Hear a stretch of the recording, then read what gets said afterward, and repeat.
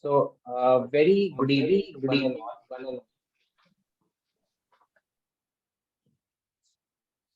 So, because of glitch, we are a bit delayed.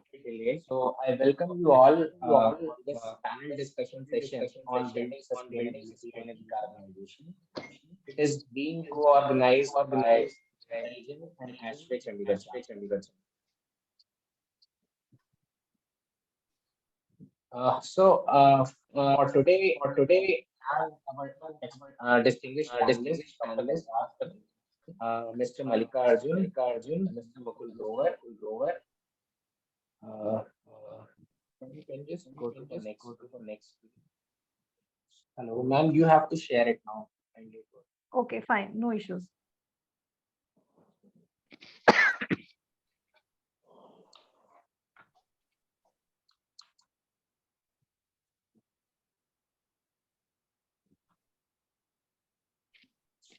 Yeah, so we'll go with the ASHRAE code of ethics in this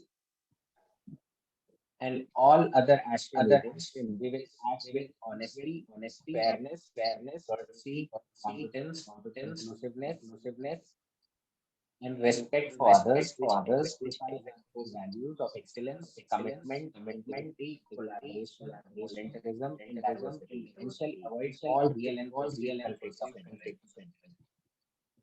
The voice is fine or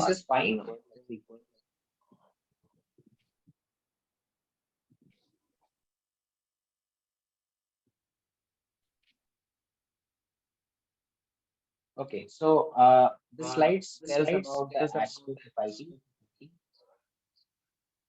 So ASHRAE is American Society for Heating, Refrigeration, and Air Conditioning Engineers.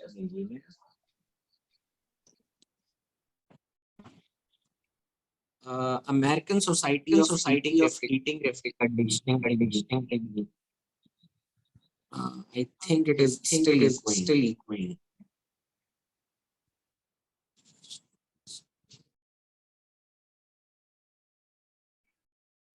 Is my voice audible now? Now it's clear. Okay. Please. So, madam, kindly share the screen.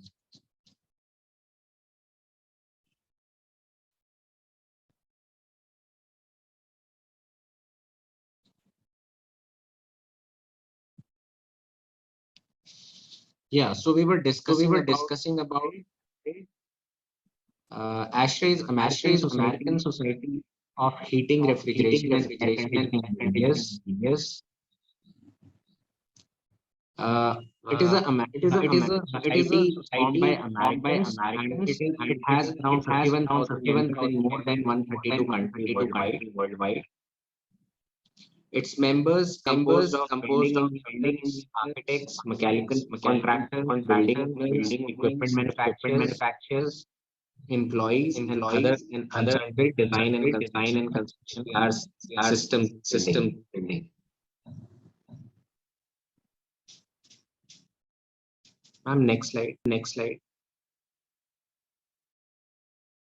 So I'm the host for today's session. Voice is still not clear.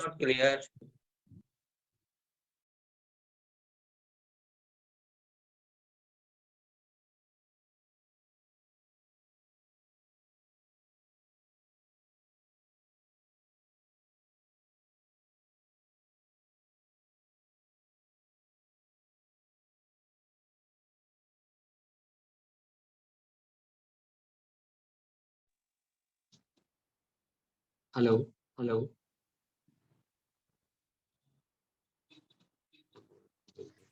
Yeah, please proceed. Okay. So so we have today's session. So we are going to discuss about building sustainability and decarbonization. So we have three panelists with us.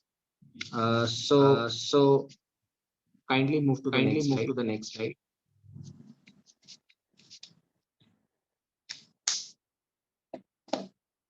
So the first panelist is Dr. Mallikarjun.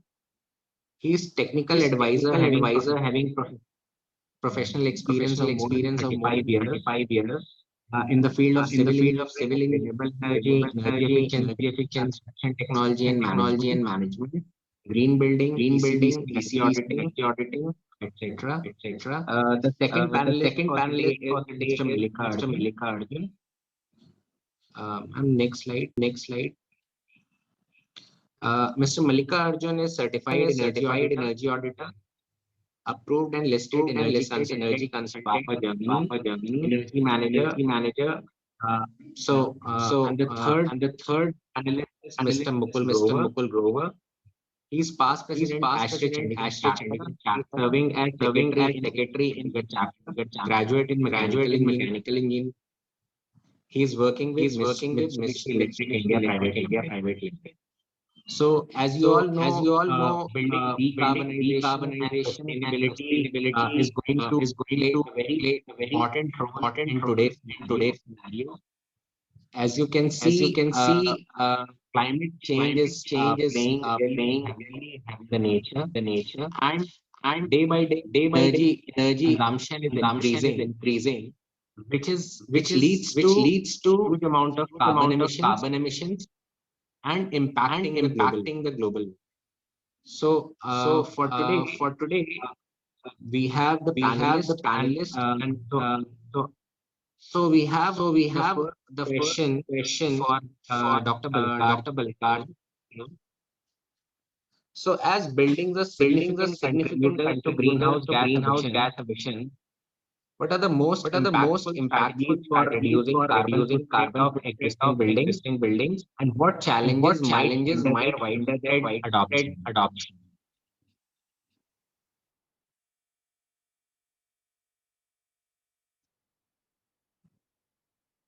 Hello. Am Yes, I sir. audible? Great. Great.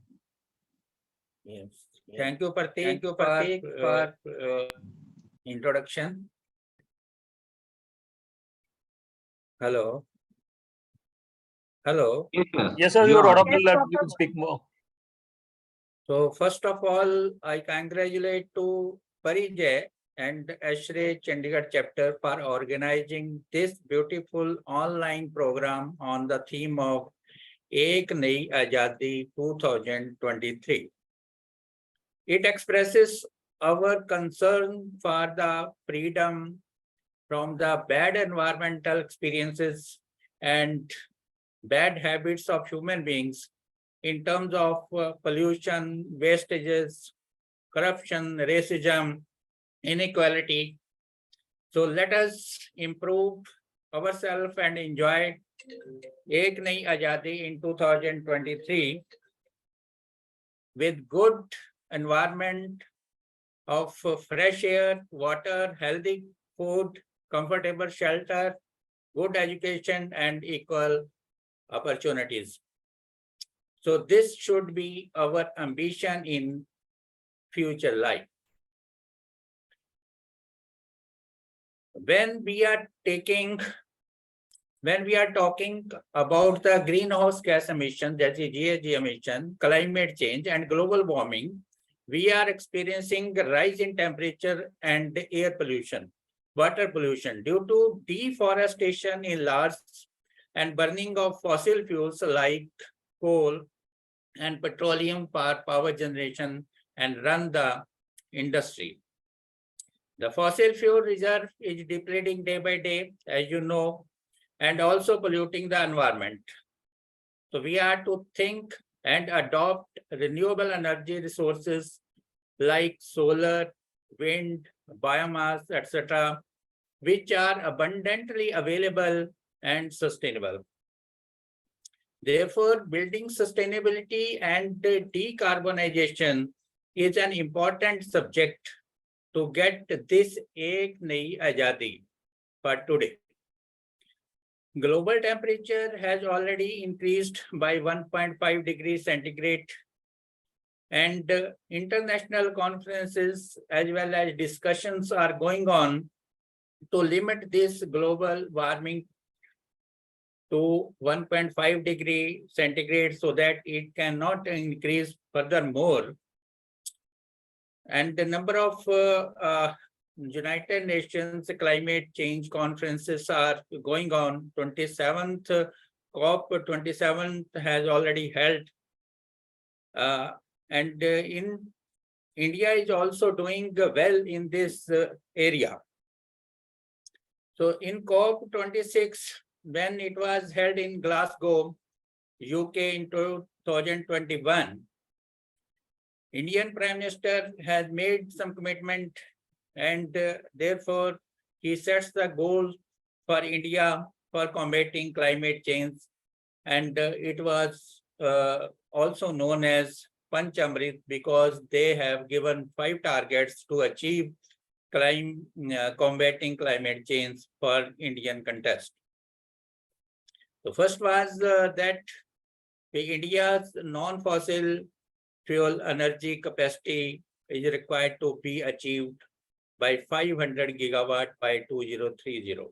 And 50% of energy requirement will be met through renewable energy sources. Then reduce its total project carbon emission by 1 billion ton by 2030.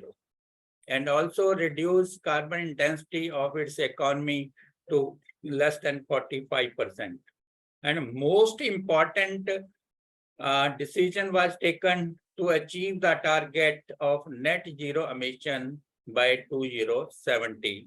And this is for the Indian context, and number of things, number of schemes, the number of practices are going on to achieve this net zero emission by 2070. My dear friends, scientists, engineers, and the technical experts will play a crucial role in the design of pathways for decarbonization process of specific and energy-intensive sectors. Particularly, you can see that the major industry sector is there, heavy industry there, then power sector is also there, then transport, and most important is the building sector, which can be curbed easily. As the question raised by Dr. Prateek Srivastava regarding contribution of buildings in the release of GHG emission, my dear friends, building represents an estimated 36% of global final energy consumption and 39% of the global energy related GHG emissions. It should be noted that carbon dioxide emission resulting from material used in the buildings represents almost 1/3 of building related emissions. The construction industry therefore required to change its manufacturing structure in order to abate this increasing embodied energy, because embodied energy is increased by the use of materials. So when we are talking about the new buildings, we can use different strategies for energy efficient buildings. We can design the building on passive design system. That is, first we can set the orientation of the building so that we can use maximum sun and wind, design of and construction of walls, roofs, fenestration with high degree of insulation and new technology, so that we can construct the building high performance. Second is active design systems, like as we can use this energy efficient equipments, HVAC systems, LED energy efficient lights, its control, and its automation. And the third major important is we have to use renewable energy in building sector. Use of solar photovoltaic power plant on the rooftop is very important nowadays, very popular also. We can use solar water heating systems for hot water requirement. Micro wind generating turbines can also be installed where wind is available, because minimum 6 meter per second speed is required for wind to run the micro wind turbines. These are non-depleting natural resources and very high value of decarbonization. And for this, we have different tools, like as Energy Conservation Building Code, which has been framed by Bureau of Energy Efficiency. We have green building certifications from different organizations like as GRIHA, IGBC, and GEM. So we can use this and improve our buildings. So far as the existing buildings are concerned, we can reduce its energy consumption through renovation, using energy efficient elements and equipments and adopting renewable energy sources like rooftop solar power, then water heating, and can be hybrid with wind turbines, and use the different strategies to achieve this in existing buildings. Because renovation is a major cost effective, cost consuming things, because we have to we can't change the structure of the building, but we can add the energy efficient equipments and change the system of energy. Energy audit is very important for the existing building to assess the work of existing building for energy efficiency technologies. So it is very important to get it from the certified energy auditors. Replacing of existing equipments and electrical appliances with energy efficient star labeled one is also important. Adopting rooftop solar and water heating system and wind bills can be added in the existing building also. Some of the challenges we are facing when we are renovating the existing building, that is most important, is the lack of awareness and understanding. It is very important to listen and see and understand about this, because we are reducing the running cost of the building. Second is the financial barriers. When we are changing our equipments, there is a cost. And third is disposal of the existing equipments and materials is also the problem. Regulatory and policy challenges are also there. Then difficulties in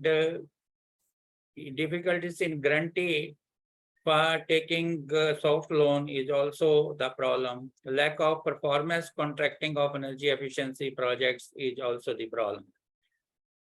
But we can go for that, whatever be renovation we can do, but we surely that we can reduce the energy consumption of existing building also, and even for new building we can reduce the energy consumption up to 50%. So adopt energy efficient and green building design with the renewable energy sources to get ek nayi ajadi for today's. So Parijay and Ashray Chandigarh chapter will always be available for your help and support to get this at every time. And we, as a Ashray Chandigarh chapter and the other organizations are also available. We can renovate, we can design the new buildings with the support of the different tools and discussions also. So thank you, Pratik. Thank you so much, sir. Really well said. I think net zero energy, passive architecture, controls, adoption of renewable energy will really pave the path for decarbonization of the buildings. So my next question is to Mr. Malika Arjun. How energy conservation and energy efficiency plays important role in urban areas and urban cities?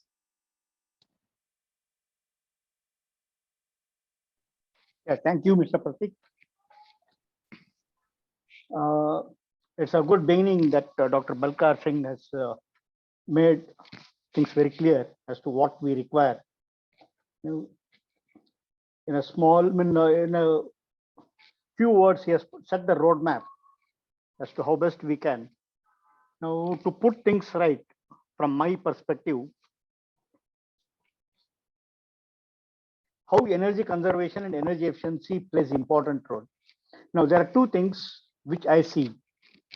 Energy conservation is one part, and the energy efficiency is the other. Now, energy efficiency is you need to use energy, but only way is make it as efficient as possible. Now, if we have to go for decarbonization, the very fact that we talk about decarbonization, it means that we are not consuming or we are not emitting. Even if we are emitting, we are nullifying the emissions. So to set things right, what is more important is to look if we can avoid using electrical power or burning any fuels. Now, to set the discussions, I would like to show a typical example where I can establish that we can reduce energy consumption to the extent that I hope my slide is visible now. Yes, Okay. it is visible. Yeah. Now here I have just displayed one particular typical example of my own building. See, before we initiated, I had laid the whitewashing on top of the terrace. Now, before I laid, we did whitewashing.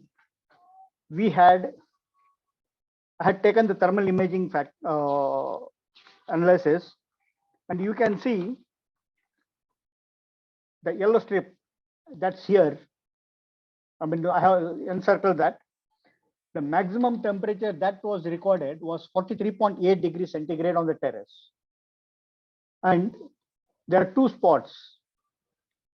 The one which is more bluish in color is the one which had been executed. Now you can see that it reads somewhere around 37.9 degrees centigrade. That is the temperature that was measured during peak times. You can see the time afternoon 1:32. 1:32 p.m. we measured this, we took the reading. And subsequent to this, we executed complete whitewashing. You can see on the left side, the entire terrace has been whitewashed. And this is a thermal image on the left side again, leftmost part. Now on the right side, on the left side, you can see the maximum temperature that has been recorded is 37.3. That means I have literally reduced my terrace heating from 43 degrees to 37 degrees. That means my terrace heating has been reduced by 6 degrees centigrade. Now the net impact is that my internal surface, you can see on the right side, next to the light point, it is reading around 29 degrees centigrade. Now, what could have been the result if I had not whitewashed my terrace? There is a drastic reduction of 6 degrees centigrade, which indicates that if I can avoid using the energy to keep my building cool, then probably that would be the best option. Now, in absence of this whitewashing, I would have been forced to use the air conditioner. Now, since this terrace heating has been reduced, now with 29 degrees centigrade, that's the inner layer of the roof, I can manage only with a fan. So this, what I'm basically trying to put across here is, if I can conserve, then there is nothing like energy efficiency. Now you can see the total impact. When we don't have to use energy, obviously there is no need to talk about energy efficiency. So this is what actually we need to look. Of course, this is just a typical example I may try to show you. There are other ways where we can probably execute. It is not just the limit. No, why this is quite important? It is important that we understand that the urban areas consume almost around 70% of the total energy demand when we look at the national energy consumption for residential areas, residential and commercial areas. So if we can consider this aspect and avoid use of energy to the maximum extent, then the global warming potential has a better show. It is quite natural that whatever the 1.5 degrees centigrade that is being talked about is easily achievable if each one of us can consider these options and try and execute. Now the question is the financial aspect. Certainly, yes, it needs a lot of acceptance, because the ROI may not be as lucrative as the bankers demand. And at the same time, if we are living in a community environment, then the cooperation may also not be as favorable as it is required. So in overall, it is the mindset of one individuals. It is everybody's business to make sure that we live in a comfortable world.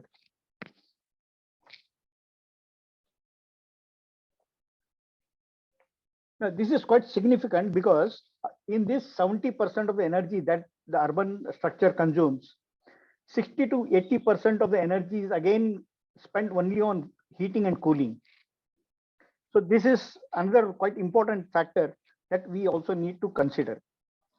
Now, if our energy consumption comes down, obviously the scope for use of renewable energy resources would be much higher. So once the renewable energy can be put to use, certainly the overall operating cycle would come down, would be favorable when you look at the financial aspects. So I hope I have made my point clear with respect to energy conservation and energy efficiency, and also the role of renewable energy. Of course, this is a big, huge cycle. We all need to look at it in a totally broader perspective and see where all we can conserve to make renewable energy more affordable and applicable. Thank you, Prateek. Very rightly said, sir. I think in nowadays, urban cities are getting hotter day by day, and putting SRI paints and these kind of innovative technologies will really lead to minimizing the consumption of air conditioning energy, as well as those buildings which are not using air conditioners, they'll feel much better. And through passive architecture, and I think like indirect evaporative cooling, buildings can be cooled with much lower energy consumption. Thank you so much. So now I'll move to Mr. Mukul Grover. So, so how critical are HVAC systems in achieving building decarbonization goals? And what innovative technologies are emerging in a market to achieve energy efficiency while maintaining thermal comfort? So thank you, Prateek, and thank you, Parijay, to giving us the opportunity to talk about the energy conservation to save the energy. And well said by Dr. Balkar Singh and Mr. Mallikarjun that small things can achieve the target to save the energy. Yes, when you talk about the HVAC systems, yes, the HVAC system play a crucial role in the achieving building decarbonization goals. They are responsible for a significant portion of the building energy consumption and the carbon emissions. So implementing energy efficient HVAC technologies, better insulation, or maybe a smart controls can significantly reduce the building carbon footprints. So we can say that we upgrading the HVAC systems. When you talk about the upgrading the HVAC system, there are multiple systems are there into the market wherever we can reduce the HVAC system controls. Like we talk about the first system, that is basically we call as a variable refrigerant flow system. We call it as a VRF system as well. So VRF system, provide the precise cooling and heating control for the different zones within a building, optimization energy uses, or maintain comfort. Because earlier we see that there are, a bigger ductable units are being used for a small, area to cool that area. Or maybe a requirement is 2 tons, and but we are running a 5-ton units. Or maybe a requirement is 10 tons, and we are using, again the 20-ton units.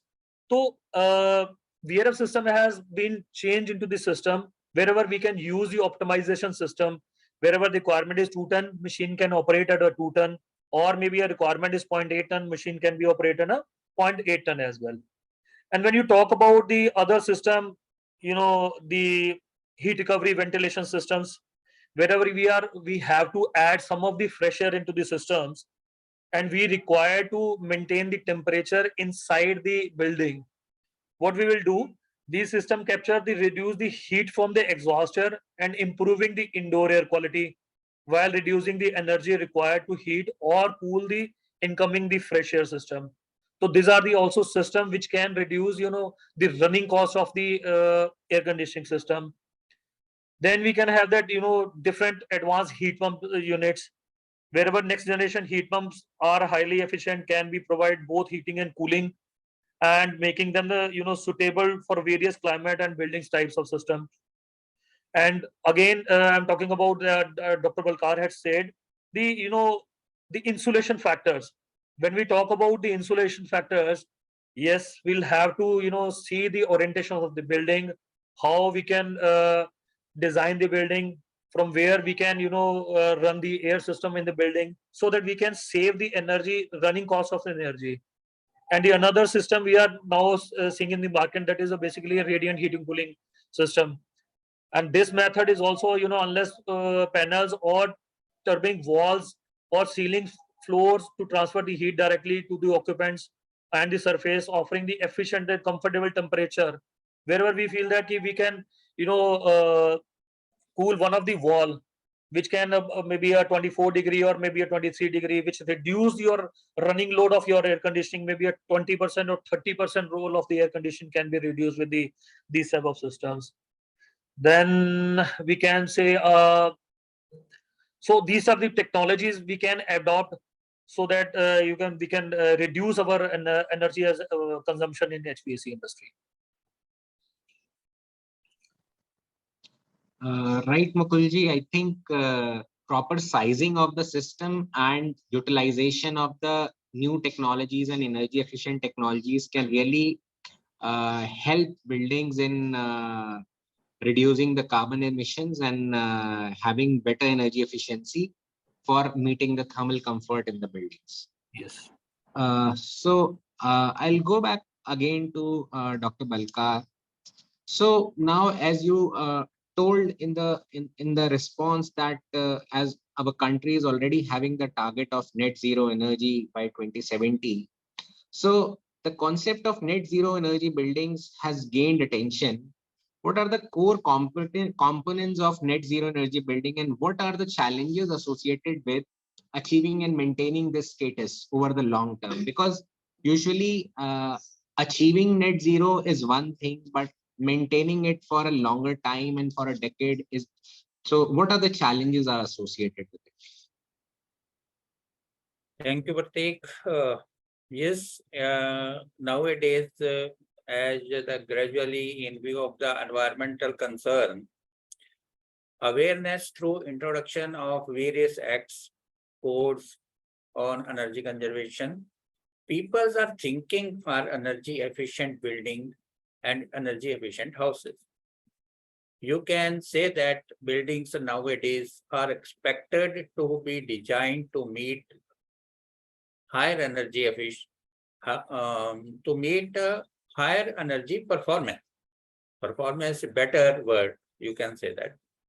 Nowadays, energy efficient design concept for construction of building is being accepted to reduce energy demand of the building. Net zero energy building design reduces the energy demand and simultaneously use renewable energy to run the building. Performance-based net zero energy building design depends upon the climatic conditions. It is very important to see the climate of a particular location, topography, and exact exact location of the building. Now it is a challenge for the architects and design professionals to design net zero energy buildings in different climate conditions, because in India we have 5 climate zones.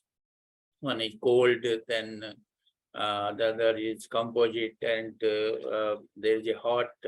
So we have 5 type of climate zones in India.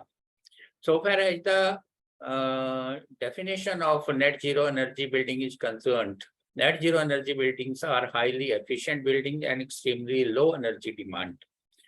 Net zero energy buildings must first reduce energy demand using energy efficient technologies, and then utilize renewable energy sources to meet the residual demand. Net zero energy building boundaries and metrics is essential for developing design goals and its strategies. Varying definitions of net zero energy buildings also put forth different metrics for measuring net zero energy performance and different boundaries within which the net zero balance must be maintained. So far as the strategies are concerned, one thing is very important in net zero energy building. We have to go for grid connection, because grid interactive system can only be made the net zero energy building, because we require grid. So in concept, first we reduce the energy efficiency, energy conservation, energy consumption of the building by using energy conservation as well as energy efficiency technologies, and that can be reduced up to 50%. And remaining 50% we can generate from the renewable energy systems, like a solar photovoltaic power plant on the rooftop, or off-grid plant can also be used to use the green building, green power. And we can also go for hybrid type of renewable energy, that is wind and solar both. So it is very important to get these strategies used in this net zero energy building. And like as if we have a building, we have different loads on that is HVAC load, lighting load, hot water, general loads also. And on the other hand, we have a generation of renewable energy, and then there is a net metering system between the grid and the building. So when we reach to the delivered energy equal to the exported energy, then we get the status of net zero energy building. This is the main concept of the building. So various strategies of various studies on construction of buildings reveals that there are mainly 3 broad design strategies for net zero energy building. First is passive design strategy, as I have already told that, in which we are taking care of unwell shell of the building, then it's orientation and even daylighting, then wall design. We can use cavity wall, we can use insulated walls, then insulated roofs and fenestration. New technologies are coming, and we can calculate the solar heat gain coefficient and U value also. So second is we can use energy efficient technology for HVAC and the lighting and other appliances to reduce the consumption of the energy. So we can reduce these energies up to 40 to 50% by using these 2 technologies, that is passive and active. Then remaining we can generate power from the renewable energy sources. So challenges of net zero energy buildings are mainly the upfront cost for energy efficient technologies such as solar panels, insulation, and high performance windows. These are costly. Second is design complexity as per location and the climate. It is also one of the challenges. Then grid interactive systems and its operation, geographical considerations, then maintenance and operations, less confidence to adopt these type of new designs in the minds of builder and users also. So these are some challenges which we are facing to explore these things. So therefore, in view of the today's threat of climate change, challenges can be overlooked if we want एक नई आजादी from this global warming and to get our own clean and green power. Green coverage with plantation, clean air and water, sustainable natural solutions for becoming self-reliant and to enjoy environment-friendly living standards. So we should conserve energy, go green, secure our life in safe and sound environment. So thank you very much, Pratik, for giving me this opportunity to talk with the participants and the panelists. Thank you very much. Right, sir. We are enlightened with your thoughts on building decarbonization and sustainability. So, as you rightly said, optimizing the overall energy consumption and matching it rightly with the efficient solutions can really lead the path for net zero energy buildings in near future and to achieve net zero country. My next question is with Mr. Mallikarjun. So in the era of chat GPT and so many online artificial intelligence tools, how can technology and sensors, data analytics, artificial intelligence can help us in achieving better efficiency, in designing better buildings, and how they can help us in taking the actions and really helping us in achieving building decarbonization and sustainability. Thank you, Pratik. In fact, you have put too many into one single sentence. I don't know how much time I would be, in what way I'll be able to do justice. Anyway, I'll try to answer this. See, you asked me about technology. I'll just go word by word. You asked me about technology. See, when we talk about technology in energy efficient buildings, first and foremost, when you have to go for a new building, it is the selection of the materials. Most of the civil engineers will know what U value and R value of a building material is. So let me see if I can share my. Yeah.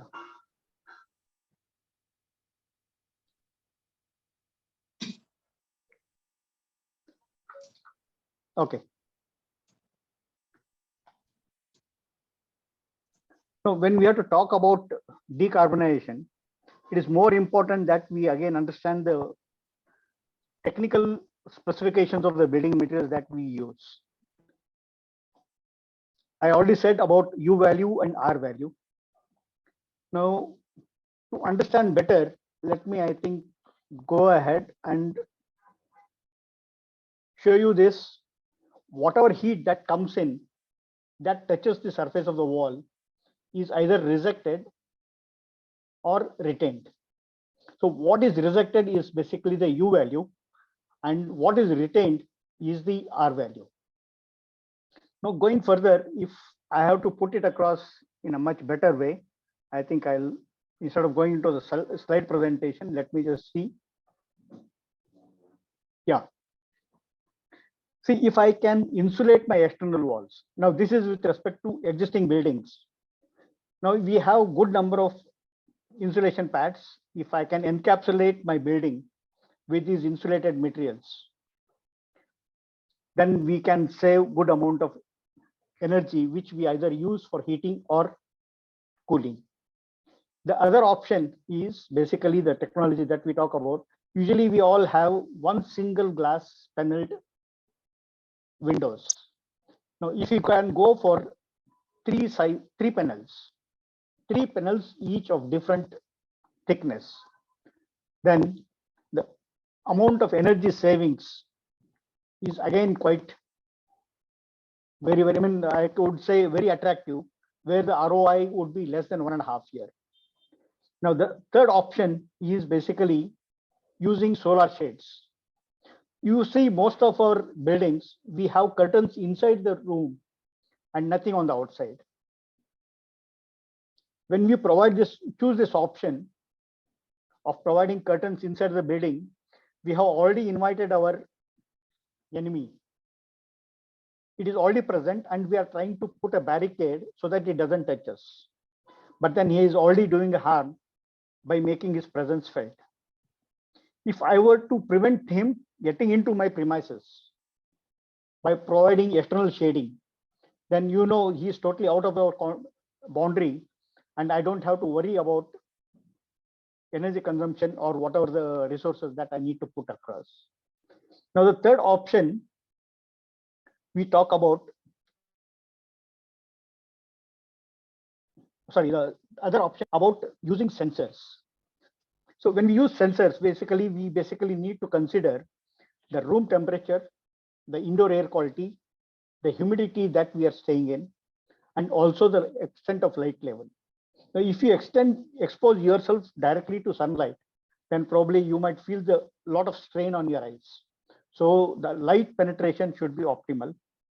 Temperature should be again quite comfortable, somewhere around 25 or 26 degrees centigrade, with your ceiling fan or a wall fan or a pedestal fan operating at a very low speed.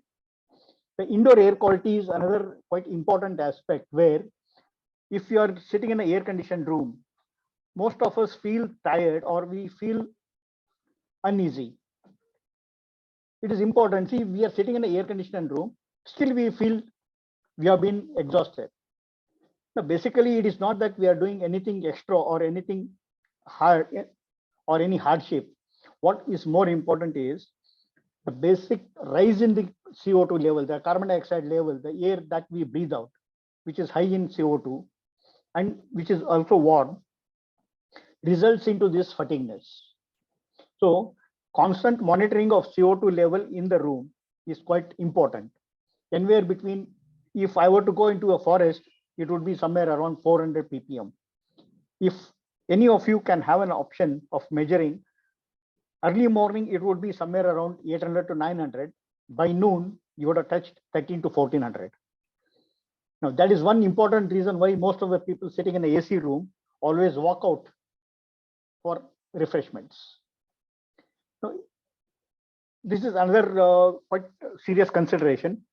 Now, the other one is basically when we have to maintain the required CO2 level, people talk about losing quite a valuable chilled air. So in order to regain the chilled air, what we can do is basically look for fresh air heat recovery, so that whatever air that is vented out, the valuable heat, the cooling effect is retained and passed on to the fresh air that is taken in. So this is another quite important technology that we need to consider when we either go for renovation or building a new building. Now, as far as data analytics that you put across, see, data analytics is basically you have a good amount of information with you. Now, unless it is analyzed and put across for real use, it has got no meaning. Now, when I say about data analysis, I need to see the energy use versus the energy demand. Now, what I mean by energy use, irrespective of my requirement, I keep consuming energy. To put it across, like say the same CO2 level that we talk about, if my sensors keep sending me information saying that my CO2 level is 800 ppm, then I don't have to worry about venting out my chilled air out into the atmosphere. I can be quite comfortable. Now, if it tells me that my rise in the CO2 level in the room is constantly increasing. So very moment it touches one particular level, then I need to make sure that I open the vents and allow the fresh air to come in so that my work efficiency doesn't come down at the cost of reducing the energy consumption, energy use. So this cannot be done by you and me constantly monitoring, because we are not there to monitor the indoor air quality. How artificial intelligence can come into our use is we can set things right and tell them, okay, as and when the CO2 level touches this level, then the air vent has to open up, say 10%, 5%, or 12%, depending on the requirement and the quality of the air. It is also important that we consider the dust particulate count of the in the open ambient air. So this is how actually the artificial intelligence can also come in into our aid. Now, once you have this,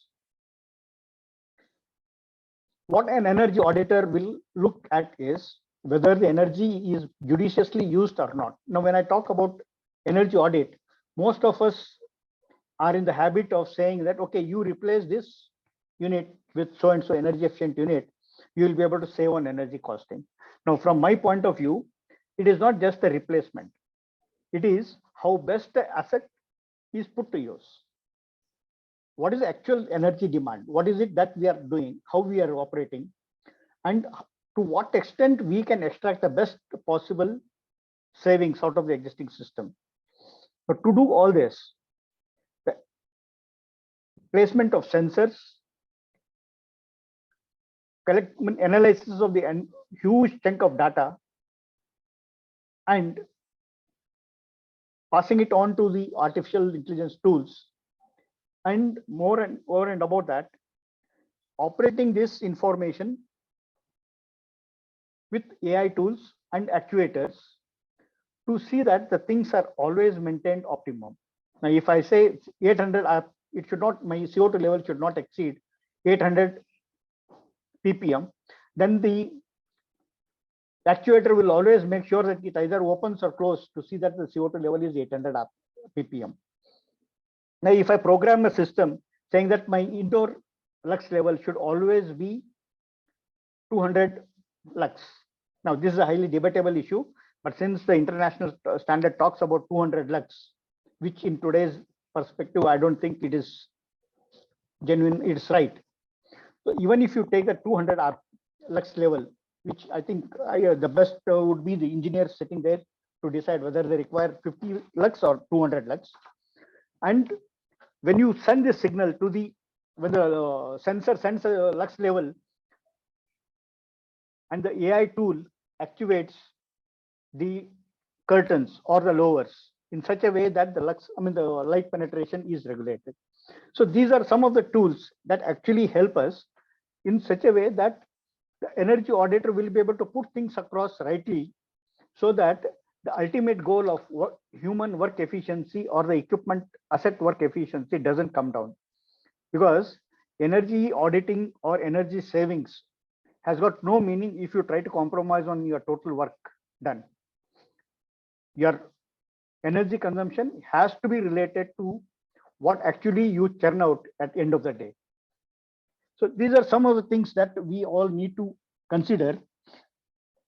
And it is when we talk about all this, obviously, none of these technologies will come in at a very, very low cost. They're quite significant. Point number one is basically the understanding of the subject. Point number two is accepting the concept and believing in a person when he talks, okay, this is possible. Now, to just put it across again, let me just see. Okay, no, okay. I'll just show you one particular block. No, not this. This and that.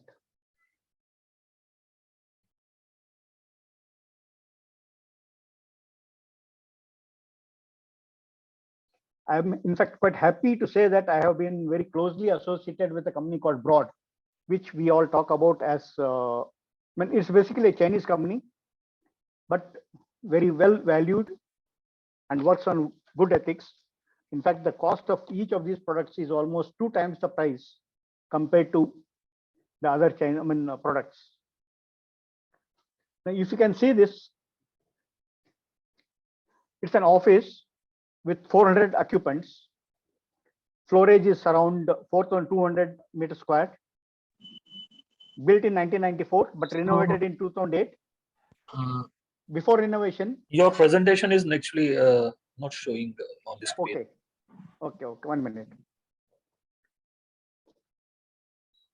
So we are seeing the last slide only, the fresh. Yeah, 1 minute. Yeah. 1 minute, so I'll just insert that.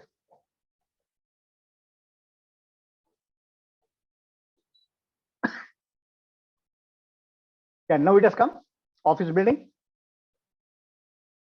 Yes, now we can. Yeah, see, if you see this particular building, this is one office building which I keep visiting whenever I go to China. If you see this is a basically an office building. Now you have 400 occupants who are working in the plant, in the office, 4,200 meters square, almost floor age area. It was built in fact, 1994 and renovated in 2008. My first visit to this company was in 2005. So I had the experience of feeling the difference. After that, very recently, before COVID, when I visited, also, of course, there have been multiple visits. I have seen the difference. Now, when it was renovated in 2008, see the difference. Earlier, before renovation, it was 294 kilowatt hours per meter square. And today it is only 61.2 kilowatts per meter square area. And of course, they have spent a quite huge amount of 1.41 million units. If you see, the total energy savings is to the extent of around 80%. And the payback period, what they say is 2.9 years. So if this is the kind of investment, question is, should we really accept it? If we have to accept it, then who has to do this? And can we get the real kind of the support from all the angles, from all the sides? So this is some of the things that we actually have got to see.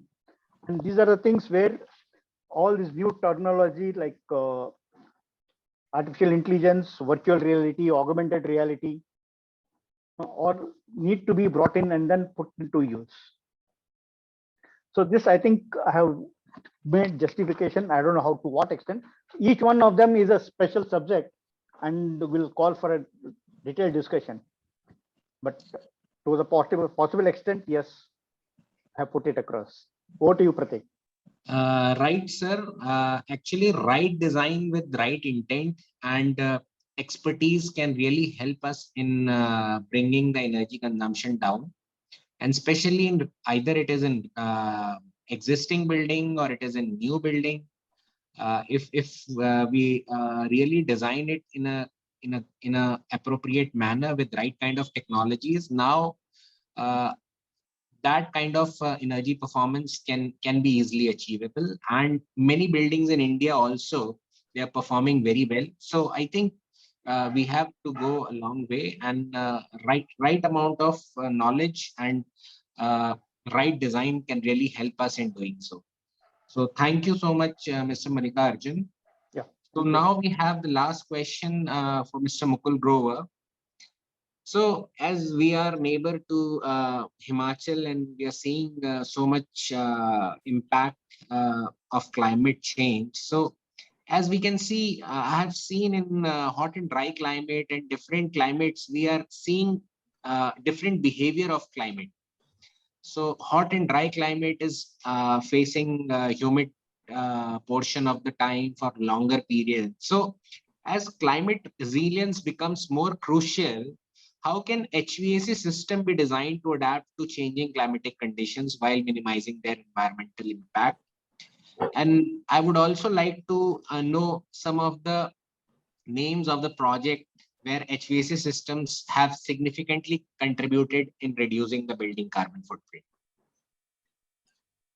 Thank you, Pratik.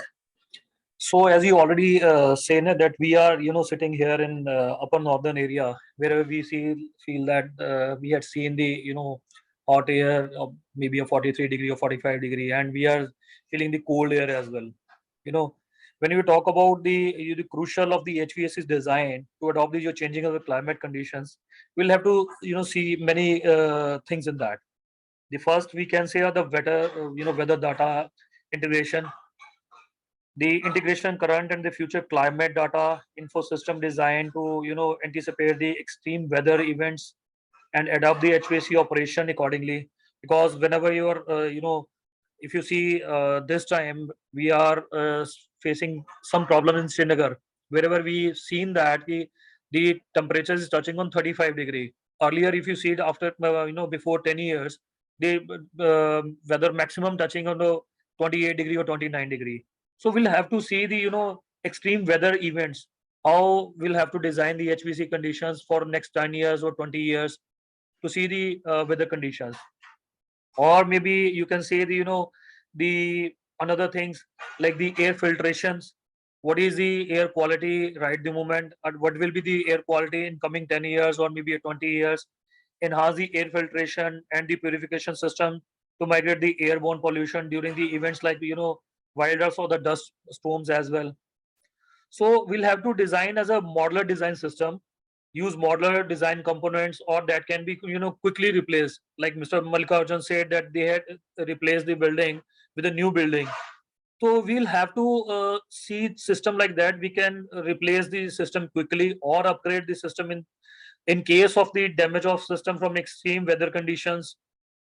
Or yes, other system we can say the smart controls, to utilize the advanced control systems, or that can be dynamically adjust HVAC system based on the real time weather data or the building conditions. Or when we talk about uh, the community resilience system, wherever the level HVAC system can be served in the multiple buildings, improving overall community resilience.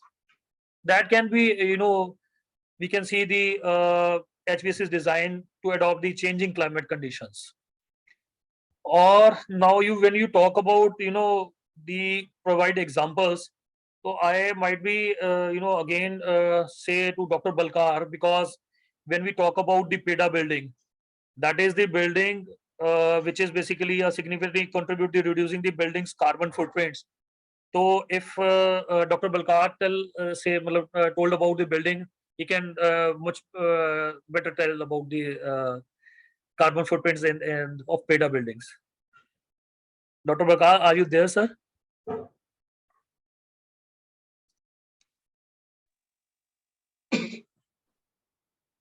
I think Hello. So, Dr. Balkar, can I Uh, ask you to tell about the PEDA building, because I had seen the PEDA building as a contributing reducing the building's carbon footprints in case of HVAC system, because that is I think a 5-star rated building.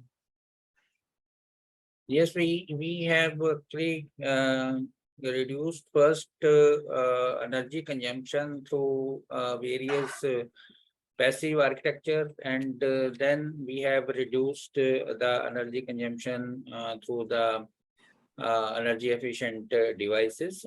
And we have used wind tower over there, and we have added air conditioning unit, which is a very efficient air conditioning unit. Even less than 50% consumption is over there. So I have not pictures, some of the pictures over there, because I retired on 2020. So latest position, I don't know about that. So it is an energy efficient building. One of the energy efficient building, even I can say in the country also. And peoples are coming, and students are coming to see and replicate the system we have adopted over there.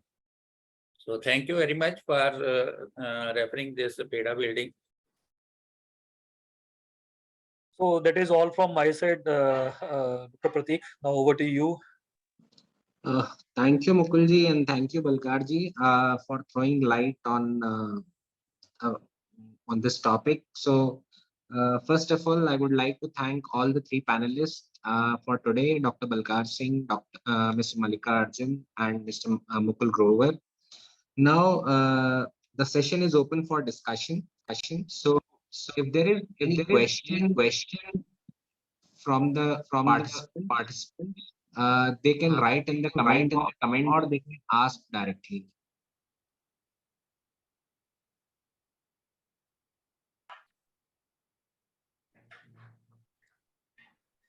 Ekta ji, you will have to unmute yourself. See, I did it. So first of all, thank you so much, Dr. Prateek, for moderating this session, and Mr. Mani Khanna for giving consent to collaborate with us for this wonderful session. And thank you, Balkarji, Mukulji, and Dr. Mallikarjun for the wonderful insights. I would like to share, I will take just 2 minutes. Recently, I built my house. It's still under construction, and it is inspired. I still remember my first event with Ashray. So I discussed there that how we can change the materials. As Balkarji said, we can work on the materials. Materials is not just कि अभी जो material use कर रहे हैं वो आपका eco friendly है. So material, how this material is built is also important. So I tried to build my home with the lime, and also the roofs, not with the concrete, with the bricks. These are the dome roofs and the brick walls. And I want to share my experience that right now in the peak season also, I don't need to use the AC for the long time. Even at the nights, normal 2-3 hours AC cooling is sufficient, and after that a slow moving fan is sufficient for a good sleep at night. So that's this way. I think it's just the change of the material. So from the cement, I switched to lime, and it has given this, and also the lot of greenery. As Parijay is also into vertical gardens, landscapes, and a lot of this. Our mission is that every corner needs a plant. So this greenery also helped to reduce the temperature of the building. So definitely, as Dr. Mallikarjun has shared the technical aspects and how the building material. This energy consumption is reduced to how much percentage and all. If there are some measures so that common people can contribute, and easy way of measuring this thing, I think it can make a huge database that can be used for the research work also. So Balkarji, please share that PEDA building details so that we all can visit and have good learning. And also, if Ashray can help to the persons who are building their house, because the very thing is, whenever somebody is building the house, they don't know the right person to contact and the right material to use. So this is the major concern. Ma'am, Yeah. in this regard, I would really ask you if there is any requirement. Ashray professionals would be really helpful in giving these kind of suggestions. And I would also recommend you, as Mr. Mallikarjun showed the use of SRI paints on the roof. So you can also use SRI paints to further reduce your temperatures in the house. So I think there are a lot of technologies which can really play a vital role nowadays in reducing carbon footprint as well as minimizing the energy consumption. So definitely, if any place, any time, any guidance sort of thing is required, all the Ashray professionals would be really happy to help the general mass people in selecting the right material, technology, and other aspects of it. Yes, Dr. Prateek.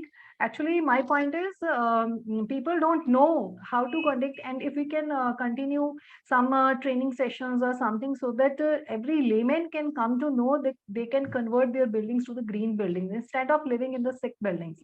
So this is the thing mainly that we can work on. So maybe in future we can plan a training session for green buildings and materials and other aspects of the building, so that more people can be benefited. Yeah, thank you. Ekta ji, we really want to visit your house wherever you're saying that you're saving energy even while in the evening as well as in midnight also, using minimize of air conditioning. So if you can allow us, the Asia people to visit your house to see how you had built your house, it is really nice to see us also. Anytime, Mukulji. Still, it's under construction. I have to build one more floor, but it's really good. You can visit anytime. You're always welcome. Right. Thank you very much. Thank you.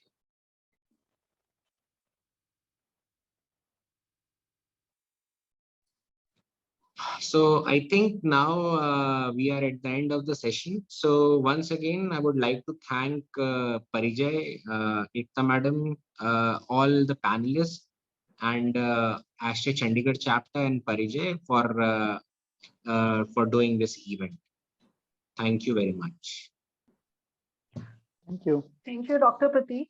And thanks to all the panelists for their time for this session. Thank you.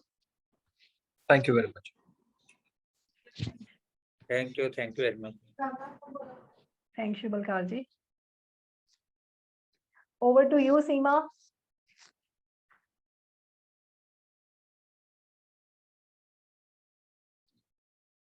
Seema, are you there?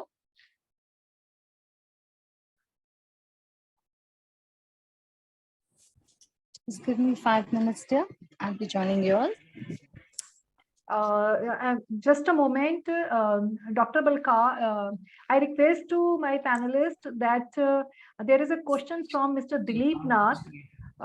His question is, do you have any energy audit chapter in Northeast India?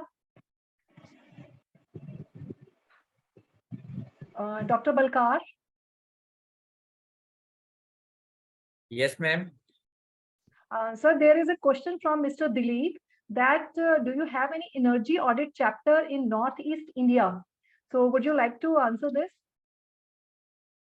Yes, Bureau of Energy Efficiency, Ministry of Power, Government of India is doing and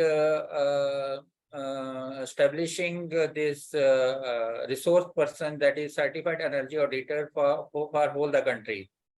So there are a list of certified energy auditors who can do the energy audit everywhere in India and even outside also.